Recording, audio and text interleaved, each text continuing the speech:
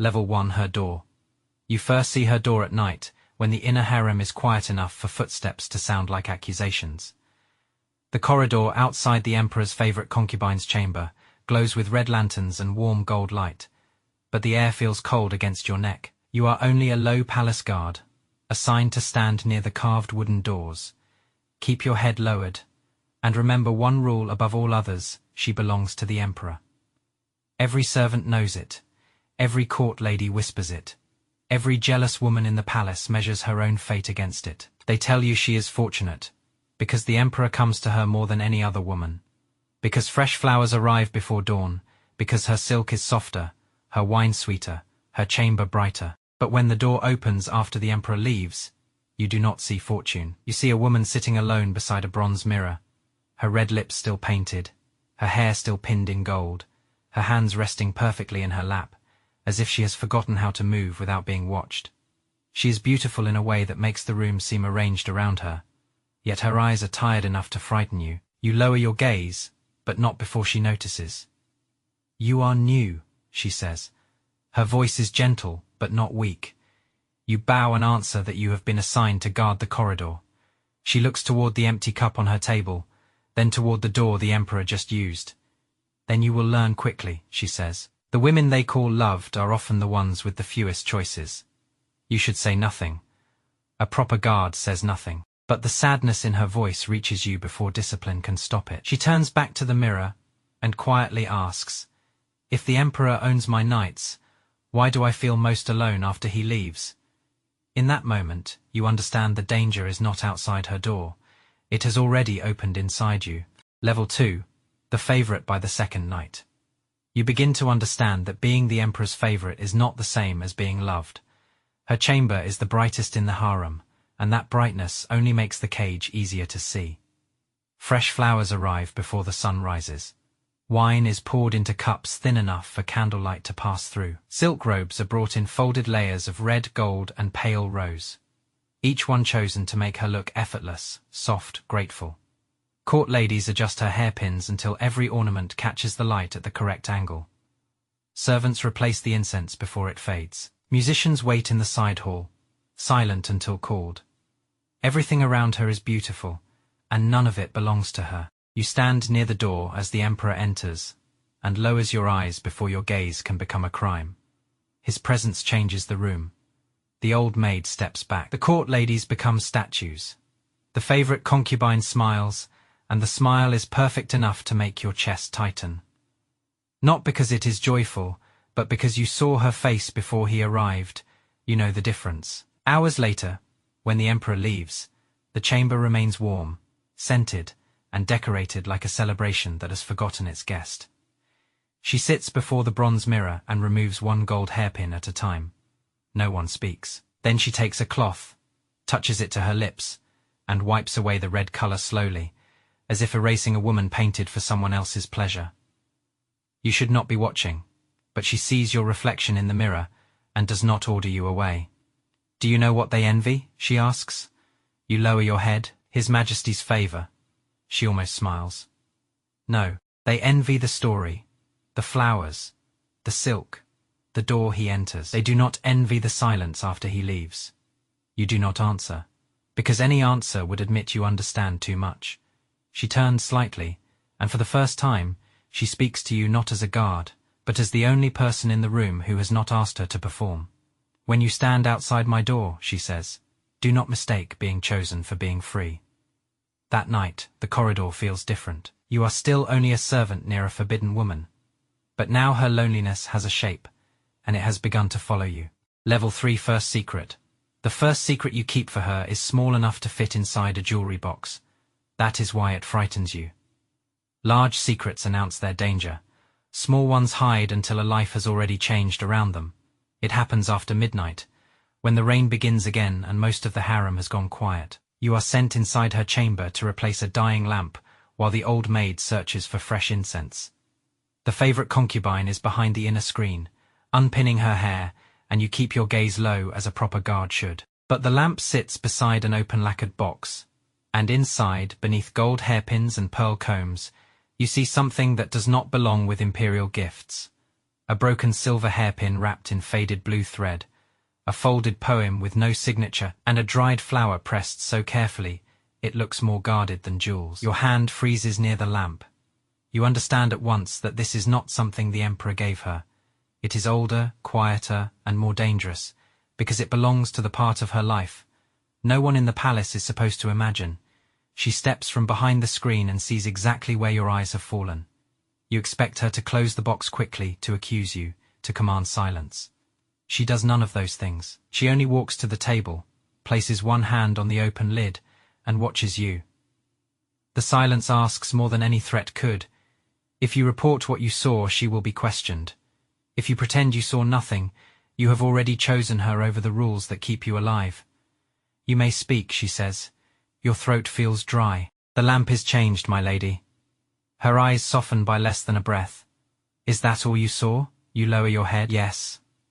For the first time, she looks almost wounded by gratitude. And that is when your danger deepens. She closes the box slowly. The first secret you keep for someone, she says, is the first door you open toward them. You leave with empty hands, but something has followed you out. Not a letter, not a command, a trust you were never supposed to earn. Level 4, too close the first time you touch her hand. It is an accident too small for anyone honest to call a crime, and too dangerous for anyone in the palace to forgive. It happens after a night banquet in the southern garden, when rain has left the stone path shining beneath the lanterns, and the lotus pond reflects every flame like a secret watching from below.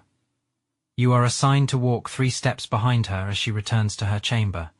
Not beside her, not near enough to speak. 3 steps behind, close enough to protect, far enough to remember your place. She moves slowly beneath a red silk umbrella carried by an old maid, her robe trailing over the wet stone, her face composed for the distant court ladies, pretending not to watch from behind the garden screens. Everyone wants to see whether the Emperor's favorite is tired, jealous, proud, lonely, or afraid. Everyone wants a weakness they can carry back like treasure. Then her foot slips on the wet edge of the path. You move before thought can become caution. Your hand catches her wrist. Her fingers close around yours for one breath, warm and alive beneath the cold rain. The old maid stops. The lanterns sway.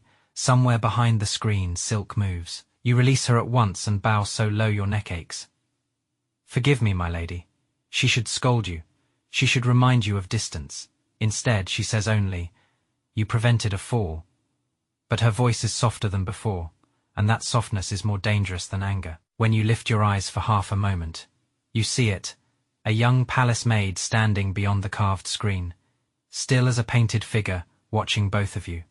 She says nothing. That frightens you more than a scream. Back at her chamber, the favorite concubine dismisses everyone, but the old maid then pauses at the door without turning around. Tomorrow, she says, you must not look at me longer than necessary. Your chest tightens. Yes, my lady. Her hand rests lightly on the doorframe where your fingers had held her wrist. And I must not remember that you did. Then she enters, and the door closes between you. The corridor is silent, but your hand still remembers the shape of hers. Level 5 hidden letters. The first letter is not supposed to look like a letter. It is folded inside the hem of a pale handkerchief, stitched with flowers so small that no guard would think to unfold it. She gives it to you after the morning incense is replaced.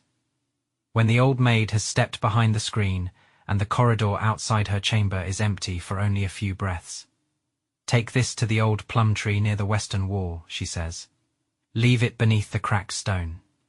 You know better than to ask who will find it. You also know better than to believe this is only a message about palace safety.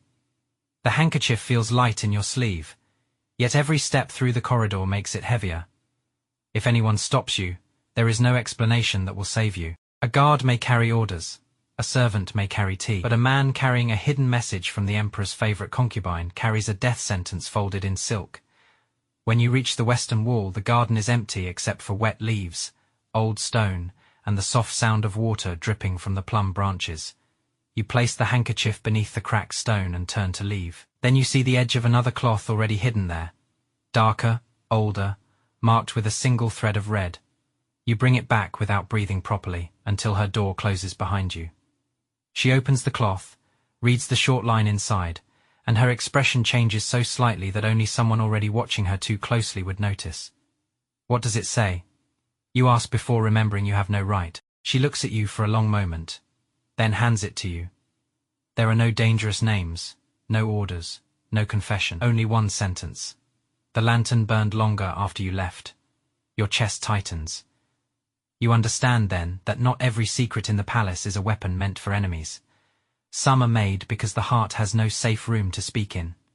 After that, the messages change. A line hidden in a tea box, a phrase tucked into a sleeve, a flower left near the wrong window. None of them ever say love. That word is too loud for a place like this. But every message says the same thing in a safer language. I saw you. I remember you. You are not only what they made you. Level 6. Jealous eyes. The rumors begin before anyone says your name. That is how danger moves in the harem. A court lady from the Empress's wing pauses near the incense table whenever you stand outside the favorite concubine's door. A rival concubine sends her maid past the corridor 3 times in one morning, each time pretending to carry something different. Even the young maid who saw your hand touch hers in the garden begins lowering her eyes too quickly when you pass. You tell yourself there is no proof. No one has seen the hidden cloth beneath the plum tree. No one has read the messages that never speak the word love. No one has heard the way her voice changes when the room is finally empty. But in the palace, proof is for trials, and suspicion is enough for survival. The favorite understands before you do. That afternoon, in front of 2 court ladies and a visiting noblewoman, she speaks to you with a coldness, so perfect it cuts before you know it is meant to protect. Do not stand so close, she says, without looking at you. A guard who forgets his place becomes an inconvenience. The women hear it, the old maid hears it. You hear only the blade beneath the words. You bow, step back, and feel something inside your chest tighten like a cord pulled too hard. Her smile is mild, her eyes are not. The emperor may forgive a servant's mistake, she says softly. He will never forgive a servant being loved. You do not answer.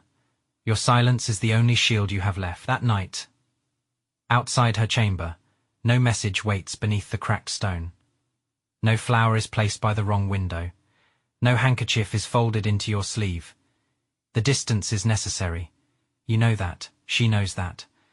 But necessity does not make it painless. Behind the door, you hear her dismiss the musicians early. And for the first time, the silence between you feels less like safety and more like punishment. Level 7. The Emperor. The night you stand in the same room as the Emperor. You understand why even silence has to kneel. His arrival changes every object before he speaks.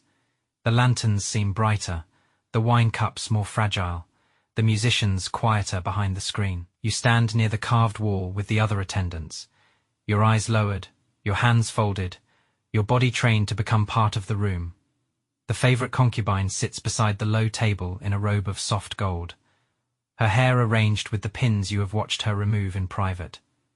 She smiles when the emperor enters, the same perfect smile, the one the palace envies, the one you now know is not hers alone. He touches her sleeve, asks whether she has slept well, and she answers with the gentle voice of a woman who knows affection can become danger if it is not shaped correctly.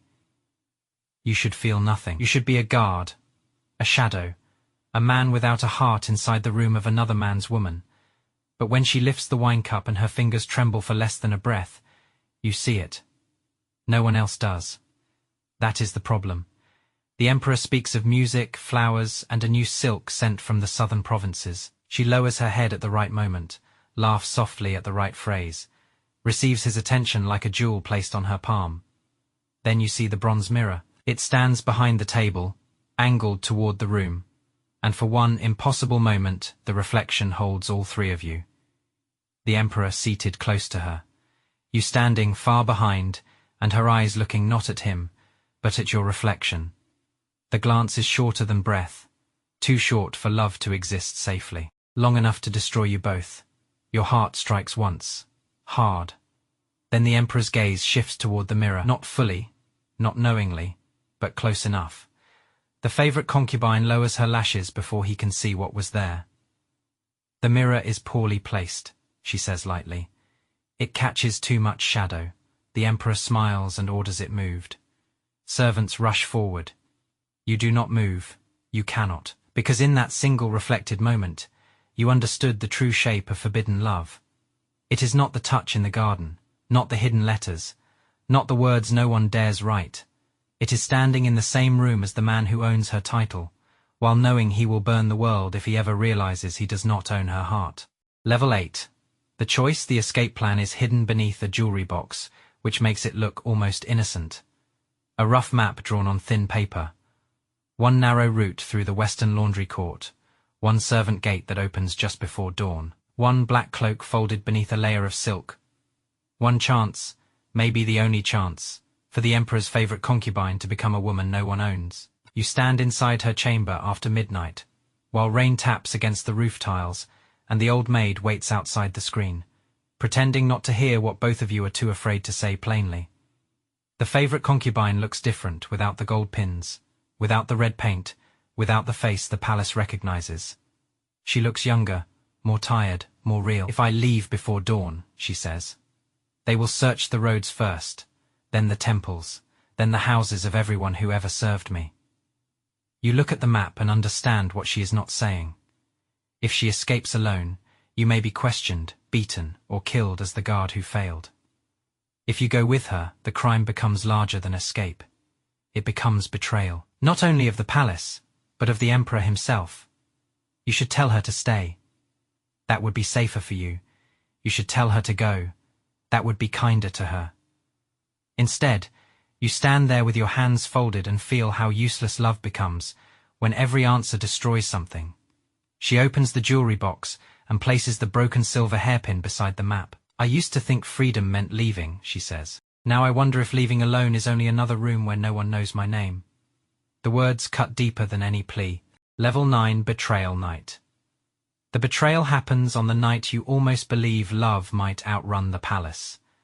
Rain falls hard over the western servant gate, swallowing footsteps, blurring lantern light, turning the stone path black beneath your boots. The escape route has been prepared in fragments. One cloak hidden under the laundry baskets. One loose latch near the old wall. One servant told to look away before dawn. One folded message left beneath the cracked stone by the plum tree. You are supposed to reach the gate first. Wait for the old maid to bring her through the side corridor, and open the latch only when the last watch bell fades. But when you arrive, the lantern above the gate is already dark. That is wrong. The latch has been touched. That is worse. Then you see it on the wet stone, the pale handkerchief, fallen open, the hidden paper inside soaked through, the words bleeding into the rain. A trap does not need to shout when it has proof in its hand. Guards step from both sides of the corridor. Not many, just enough. A female official from the Empress's wing stands behind them with a face so calm. You know she has been waiting for this moment longer than tonight. A servant carrying private letters from the Emperor's favorite, she says softly. How unfortunate. Your body goes cold, but your mind moves before fear can break you. If they reach her chamber with the letter, she dies in every way that matters. Even if the Emperor spares her life, suspicion will own the rest of it. Behind the distant curtain, you see movement, her silhouette, stopped by the old maid, close enough to understand, too far to save you. You step forward before the guards can turn. The letters are mine, you say. The official looks at you. Yours. I wrote them. Your voice is steadier than your heart. I placed them. She never answered. It is a terrible lie, too simple, too desperate, too loyal. But sometimes a lie only needs to stand long enough for the truth to hide. The favorite moves behind the curtain. You know she wants to speak. You know she must not. If she calls your name, both of you are finished. So you bow your head and make the choice for both hearts. I mistook her kindness for permission, you say. Punish me. The rain keeps falling, the guards seize your arms, and behind the red curtain, the woman you love remains silent. Because silence is the only way she can keep breathing. Level 10, Forbidden Love by Dawn. The palace has already decided what story it wants to tell. A low guard became obsessed with the emperor's favorite concubine. A foolish servant mistook kindness for desire. A man beneath notice reached too high, wrote letters he should never have imagined, and tried to drag a woman of imperial favor into his own fantasy. It is a useful story because it leaves power clean. It lets the emperor remain generous, the harem remain righteous, the jealous remain innocent, and her remain untouched by the crime of having a heart. You kneel in a small questioning room behind the Western Court, your wrists bound, your robe still wet from the rain. Across the low table, the female official asks the same questions in different shapes. Did she write back? Did she promise escape? Did she touch your hand willingly? Did she ever speak of leaving the palace with you? Each answer you give is another stone placed between her and ruin. No, no, no, never. You say it until the words feel like blood in your mouth. You are not protecting her innocence. You are protecting the only truth. The palace cannot be allowed to hear that the emperor's favorite was not only desired, displayed, watched, and envied. She was lonely. She was human. And for a little while, in letters without the word love, in a hand caught on wet stone, in a glance inside a bronze mirror, she belonged to herself near midday. They bring you into a side hall screened with red silk. The emperor is not there. That is mercy or insult, you no longer know. The favorite concubine stands behind the screen, visible only as a soft silhouette in pale robes. The female official reads the accusation aloud. Your hidden letters, your confession, your improper longing. The room waits for her response. This is the moment that hurts more than the guards, more than the ropes, more than the possibility of death. She must deny you to save herself, and you must let her. Her voice comes through the silk, calm enough to shatter what remains of you. He was a servant who forgot his place. The official turns toward you. Is that true? You lower your head. Yes. Behind the screen, there is no sound, no sob, no plea. Only the silence of two people choosing the same lie from opposite sides of a curtain. Your punishment is not execution. Perhaps the emperor does not want scandal. Perhaps she still has enough favor left to bend the sentence without anyone seeing her hand. You are stripped of your post and sent beyond the outer palace gate before sunset. Forbidden to serve inside the harem again. Forbidden to speak her name. Forbidden to return. As the guards lead you through the last corridor, an old maid passes close enough for her sleeve to brush your bound hands. Something small falls into your palm, a broken silver hairpin wrapped in faded blue thread. You close your fingers around it and do not look back. Behind you, the red doors shut one by one. Ahead, the world outside the palace feels too wide, too bright, and too empty. You have survived, but survival is not the same as being saved. Somewhere behind those walls, she will continue smiling for the emperor, wearing silk chosen by others, drinking wine beneath lanterns, and erasing her own face each night before the mirror. The palace will say the matter ended cleanly. It will say a foolish guard was removed, a favorite concubine remained untouched, and order was restored. But you will know the truth.